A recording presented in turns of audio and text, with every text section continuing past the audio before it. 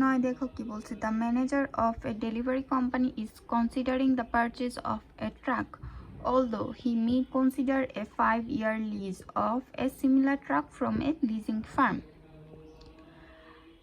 If he leases the truck, his monthly payment will be 1,000. Ownership of the truck after the lease period will revert back to the leasing company. If he purchases the truck, the value after its useful and depreciable life of 5 years will be 10,000. যদি purchase করে তাহলে সেটা হচ্ছে 10,000 টাকা amount.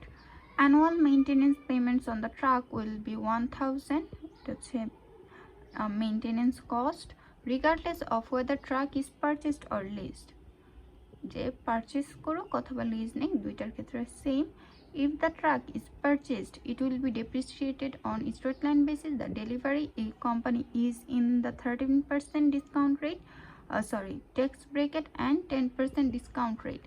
What is the maximum price that company will pay for the truck, given cash flows associated with leasing the truck? প্রথমে বলছে যে cash ফ্লোসের, আচ্ছা আমরা প্রথমে হচ্ছে ক্যাশ ফ্লোসের ক্ষেত্রে আমার লিজিংটা কত হবে সেটা বের করব, তারপর বের করব যে what's the maximum price that the company will pay for the truck. প্রথমে হচ্ছে যেহেতু লিজ বের করব, lease payment per month 1,000, discount rate, number of discount in a ইয়ার,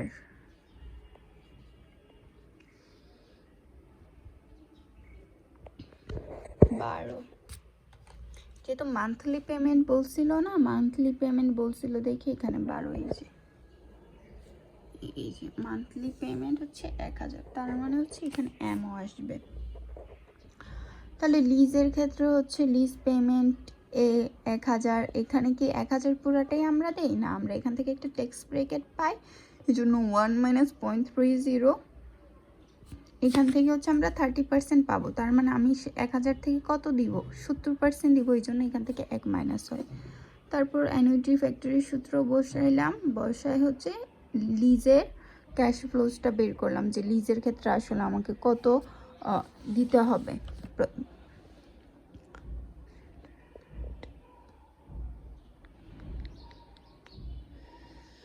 তারপর বলছে যে what's the maximum price that the company will pay for the truck, maximum সে কত টাকা দিবে।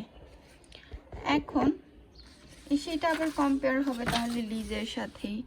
এখন হচ্ছে আমরা এখানে একটা দেখব এনপিবি বের করব প্রাইসের মাধ্যমে। এনপিবি হচ্ছে এখানে লিজের, হ্যাঁ এটা বসাবো, কারণ এনপিবি একটাই পাইছি যেটা হচ্ছে লিজের মানটা। এখন হচ্ছে আমি P0টা বের করব, যে কত পার্সেন্ট প্রাইস হচ্ছে will pay for the truck, price দিবে। তো সেইখান থেকে হচ্ছে প্রথমে তো প্রাইস, তারপর হচ্ছে কি যদি ওন করে, কোম্পানি যদি ওন করে তাহলে কি সে একটা ডেপ্রিসিয়েশন পায়, ডেপ্রিসিয়েশনের উপর একটা ট্যাক্স অ্যাডভান্টেজ পায়। এখানে আমরা মূলত এই জিনিসটি ক্যালকুলেট করব।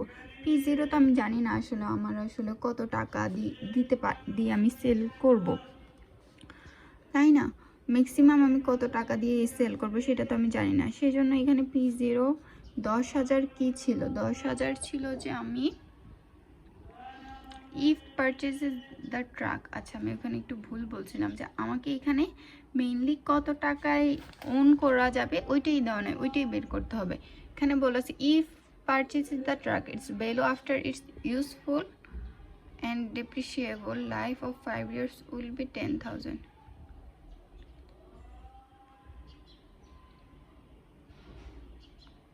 ও আচ্ছা, এটা সেলভেজ ভ্যালু দেওয়া আছে, সরি এটা হচ্ছে সেলভেজ ভ্যালু দেওয়া আছে 10,000, তার মানে হচ্ছে আমার প্রায় কস্ট থেকে সেলভেজ ভ্যালু বাদ দিয়ে যদি আমি ইয়ার দিয়ে ভাগ করি ডেপ্রিসিয়েশন পাই, এখান থেকে আমি 30% একটা ট্যাক্স অ্যাডভান্টেজ পাবো, এই জন্য হচ্ছে এখানে 30% করলাম। তারপর হচ্ছে এটা কি একটা 5 বছরের জন্য অ্যানুইটি ফ্যাক্টর গঠন করলো, এই জন্য এখানে হচ্ছে অ্যানুইটি ফ্যাক্টরটা দিয়ে দিলাম। তারপর 5 বছর পর আমি তো একটা সেলভেজ ভ্যালু পাবো, তাহলে এটা যেহেতু পাবো তাই অ্যাড করতেছি। কস্ট এনপিভি সেল করলে কস্টটা আমাকে থেকে কস্ট হবে আমি এত টাকা দিয়ে হচ্ছে যদি অন করি তাহলে আমাকে এত টাকা দিয়ে কিনতে হবে। তাই হচ্ছে আমি এখানে মাইনাস চিহ্ন ইউজ করলাম, এখানে হচ্ছে আমি প্লাস চিহ্ন ইউজ করছি, কারণ এখান থেকে ডেপ্রিসিয়েশনের যে টাকাটা হচ্ছে এটা আমি পাবো। তারপর হচ্ছে এই স্যালভেজ ভ্যালুরও প্রেজেন্ট ভ্যালুতে নিয়ে হচ্ছে আমি এই টাকাটাও পাবো, সেই জন্য এটা দিলাম। আর এখানে যেটা বসছে এখানে হচ্ছে ওই যে আমার লিজের যে পেমেন্টটা সেটা বসছে, কারণ আমি কার সাথে কম্পেয়ার করে ম্যাক্সিমাম অ্যামাউন্টটা বের করতে পারবো। লিজের যেহেতু লিজেরটা আছে, লিজের সাথে আমি আমার বেঞ্চমার্ক লিজ হবে তখন, এই জন্য এখানে ইকুয়ালের পর এই লিজের পেমেন্টটা আসছে।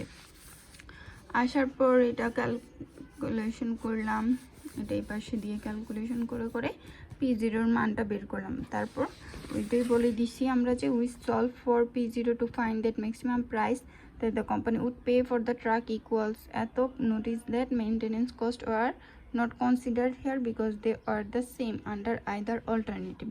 মেনটেনেন্স কস্ট আমরা ধরি নাই কেন, কারণ এটা দুই জায়গায় বলছে যে সেম, তো যেহেতু এটা দুই জায়গায় যাবে, যদি দুই জায়গা থেকেই তো আমাদেরকে বাদ দিতে হবে, এই জন্য আমরা এক জায়গায়ও কাউন্ট করি নাই।